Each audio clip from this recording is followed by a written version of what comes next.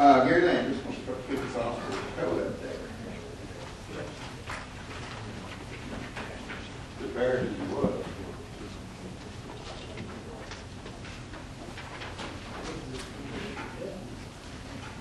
As usual, we got lots of pictures for you. I don't have words on them, but this ladder is, it's kind of a dark picture, but just to show you, I've told you patrol and code guys working together on things. This house has become an issue from the standpoint of they were running a generator, they don't have electricity, the issue of running a generator at night, so we enlisted the help of patrol on night shift to go out and verify it. They found this. When we stopped them from running the generator, they figured out they were going to get electricity somehow. So they took the wire coming in on the mast and they stripped it back and put the automotive jumper cables on it and ran it down to the breaker box, to the lugs. And that's how they were getting their electricity. Kind of smart but crazy. Because one time we're going to go out there and they're going to be hanging from wherever they hooked it into.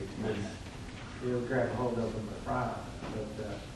But we have prepared a criminal case on them for stealing electricity, and we're working through that process. But this is, as early as today, they went back to check on it again because they made them unhook it, and we wrote them another citation today for doing the same thing.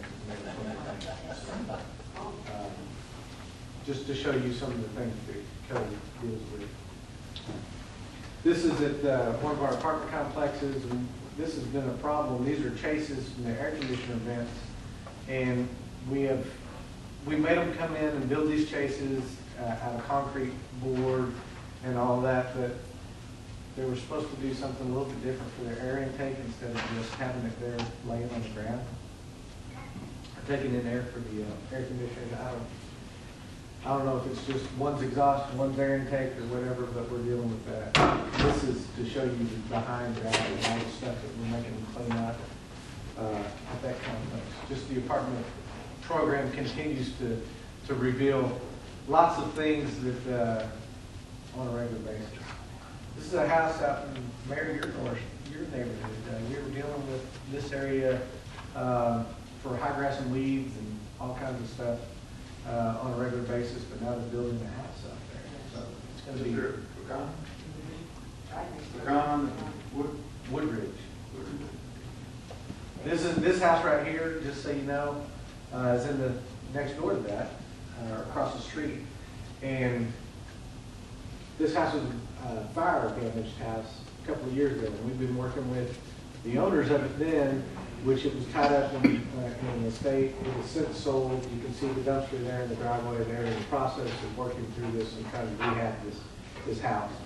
And we have that whole fence, look on the fence too, because we still have so much vandalism. Right. So they're making progress. It might be slow, but they're making progress. This is an apartment. In dealing with our apartments, we don't just deal with the missing vents and all that stuff. They do a very good job of recycling, lots of recycled stuff, but we had a little issue with when it was getting picked up because there was too much stuff.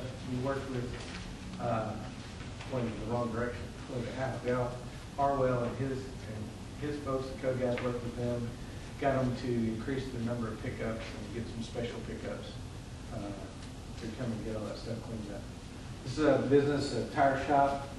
And according to their SUP, they're not supposed to do any outside work. We've had several issues with it in the past, and went down there, contacted them, wrote a citation for violation of their SUP for doing outside work.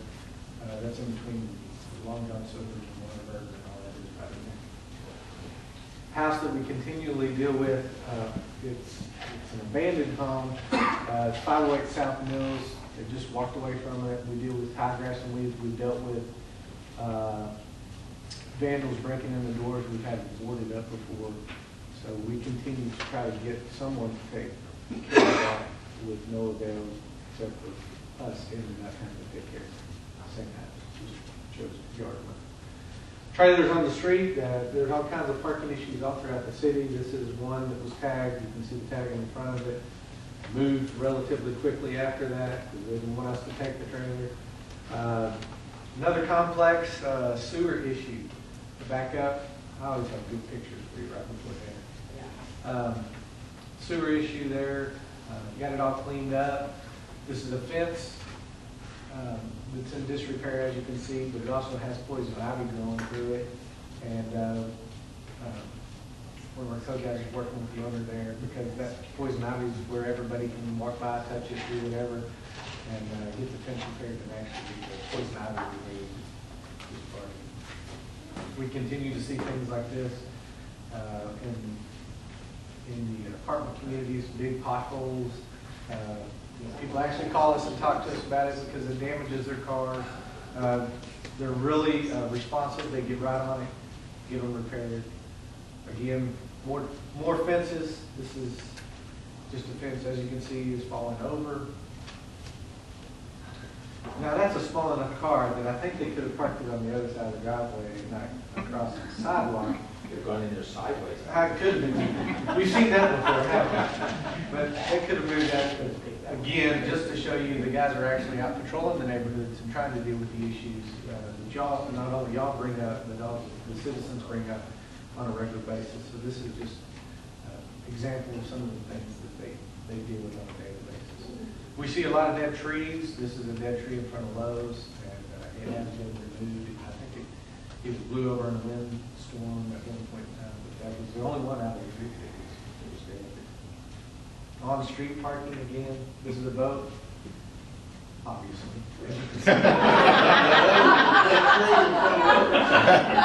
knew, but I looked over and saw you already. Did I just say that? Sure. Capital B. Anyway, so you got a boat on a trailer.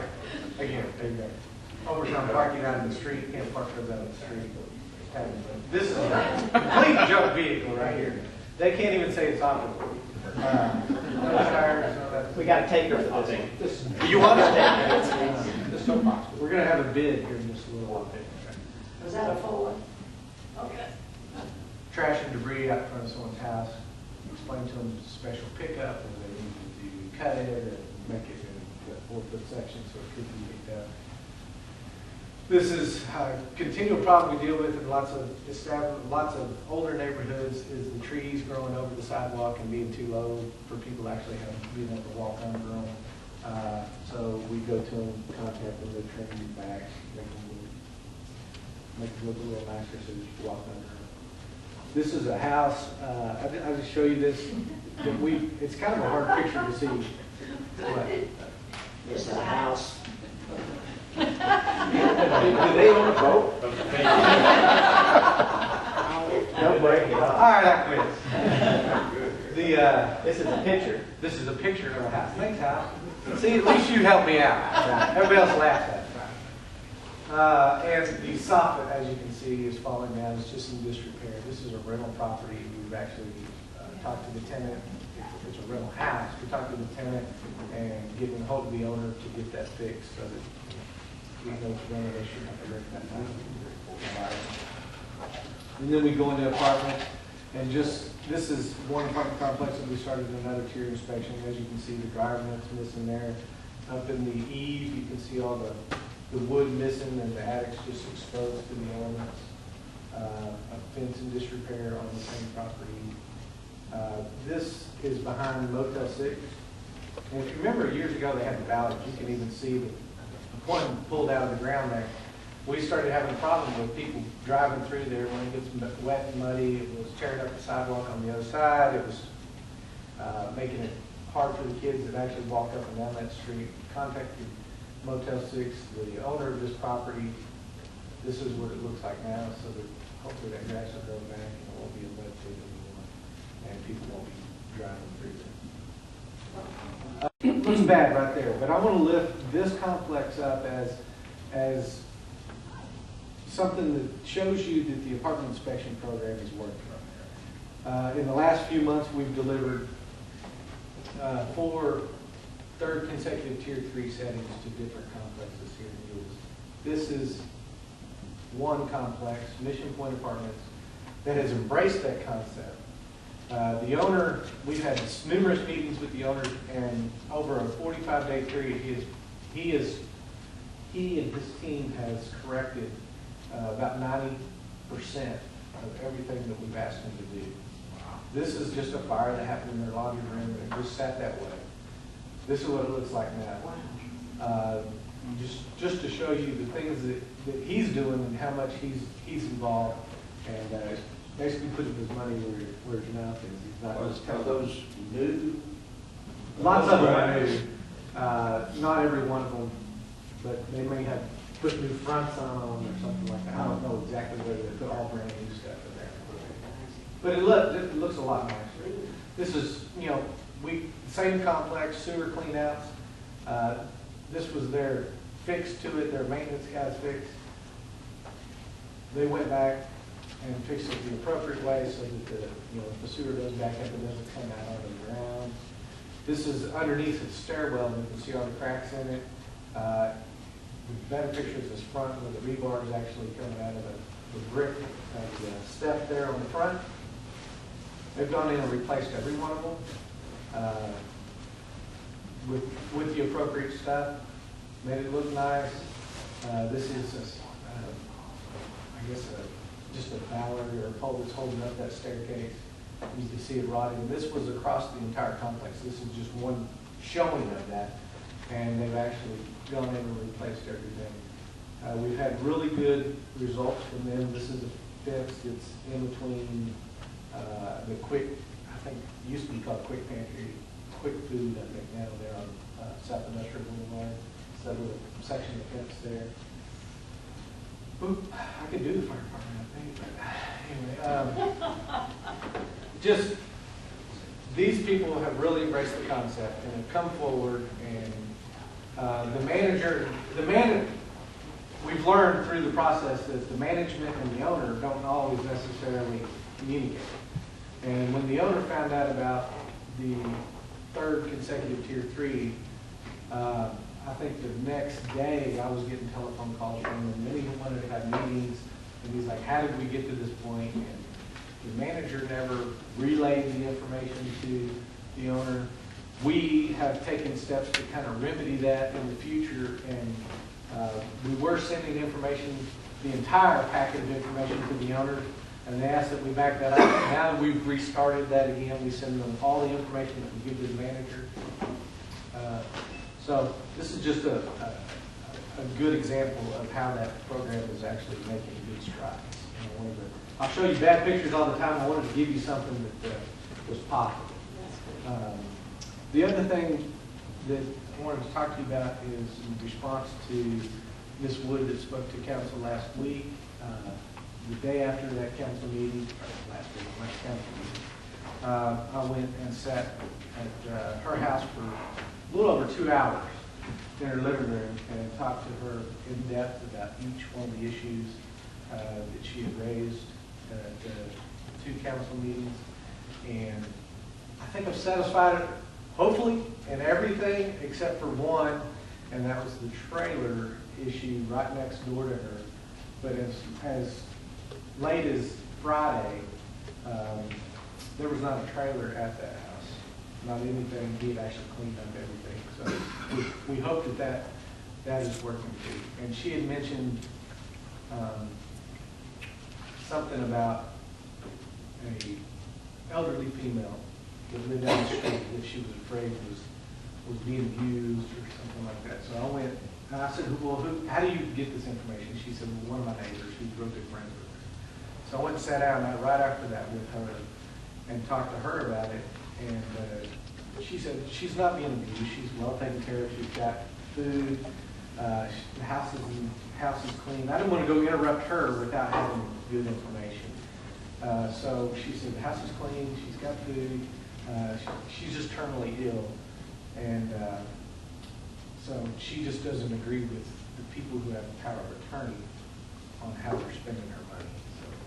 So, I really can't get involved in how they deal with that issue, but she is being taken care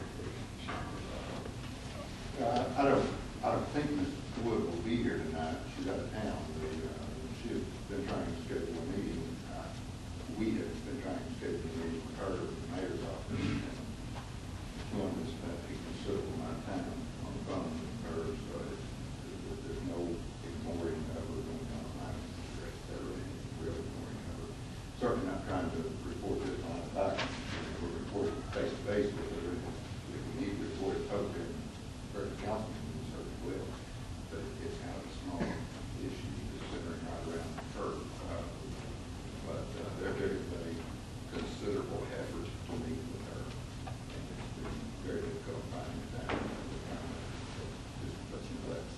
Chris. Back to this apartment complex, Gary went up bragging on himself before I had the opportunity to brag on him in the public. But this has escalated to the point that they can no longer rent apartments. And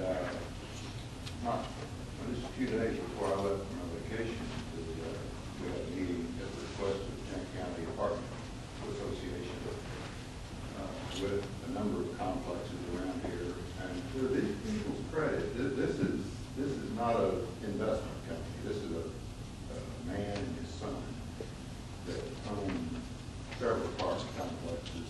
They're in the Dallas-Fort Worth area. But told them at the time that we need a success. We've got lots of examples of problems. We need a success. And they told me that day that they were going to be the success story. When I came back, we met with them again, and to make a relatively long story short, they can now rent apartments, and we believe they will be a tier 1 complex within the very near future. At bare minimum, a tier 2. But the key is that some of that you saw was somewhat superficial, but the steps were critical. The posts that you saw were like they are making a considerable investment out there. And so it's a great credit to the ownership, but it's also a great credit to Gary and all those guys who is their primary inspector. Paul Sherry. But in fact, Jake Patterson, who is the coordinator of that, it's been a great effort, and I think sometimes we report bad stuff to you, we don't report good stuff.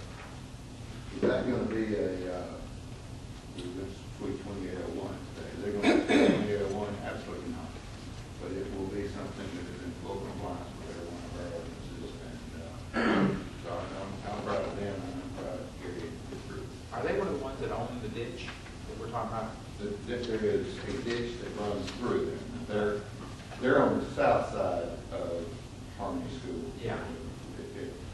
The main part of the ditch is on the east side. And They've got a segment. that complex also is making great strides.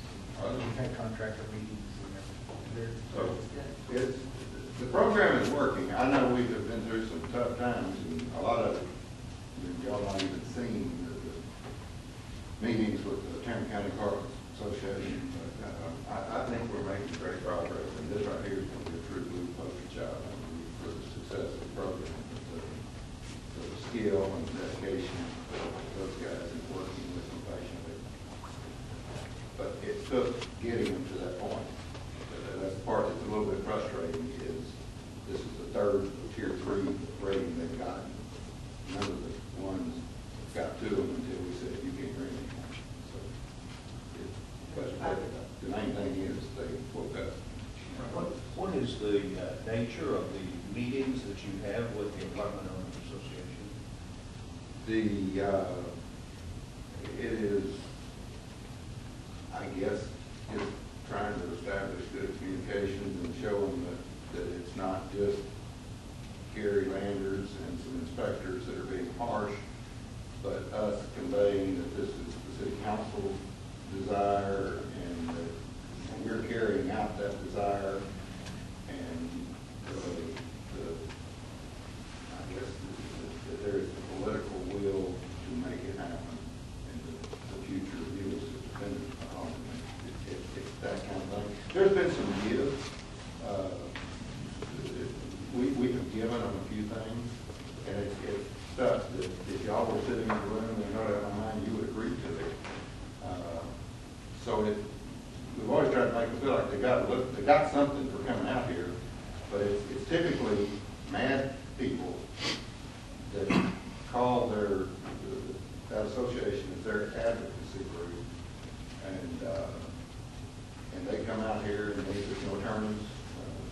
Maybe one time with an attorney, but it's pretty informal, and I think for us the biggest thing that's come from it is to make them know that there is a willingness to carry it through. And then the other thing is for us to impress on them eye to eye, that there's a group of apartments that you don't want to be associated with. Because the ones that you hear us talk about, that's the worst of the worst, they don't participate in that association. They're out-of-state ownership. And so it's been some pretty frank discussions. So if that's what you want to be like, we'll go to the map with you. But if you want to turn it around, go ahead. More information. No, That is what it's been. It's always was typically Gary and Mike and Loretta and Chris and I and my colleagues, but it's the whole team that has anything to do with it is standing up around, but at the same time, I'm sure they must be impressed by what's happening here in Euless. well, I don't know about impressed. It's got their There's attention. something like this that is happening, they can be. Yeah. If you go over there, and you have the right people at the right time in the right place. I'll give you a real quick example of a gift. If you think about over here at the Hector Square Apartments, there's Manchester now.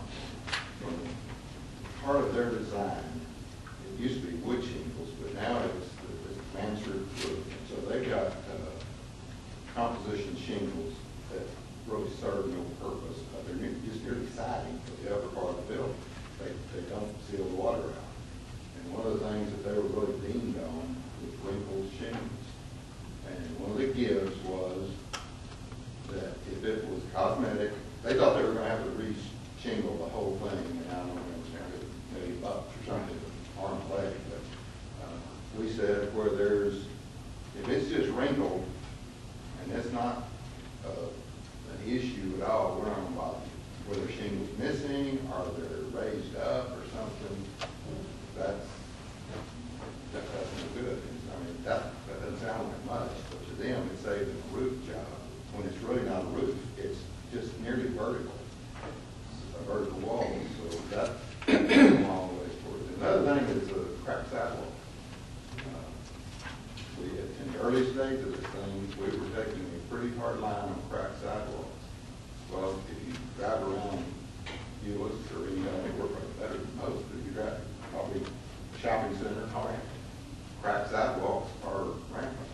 And so we kind of established a guideline that if it's a trip hazard, it's bad, we ought to be fixing our own sidewalks if it's a trip hazard. If it's some gap, you can stick your finger in or something, it's something brilliant like that they need to fix it, we would fix ours.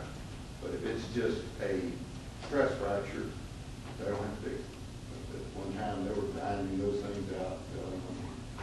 So it's not been rocket science, but it seems like this one's going to be our poster child of success. And I gotta believe that if we're the challenge on it, that's got to help us. Thank you, Gary, for what you do. I don't know if I said telling people to vote at the house. That's a car right there. Yeah, there are two cars right here.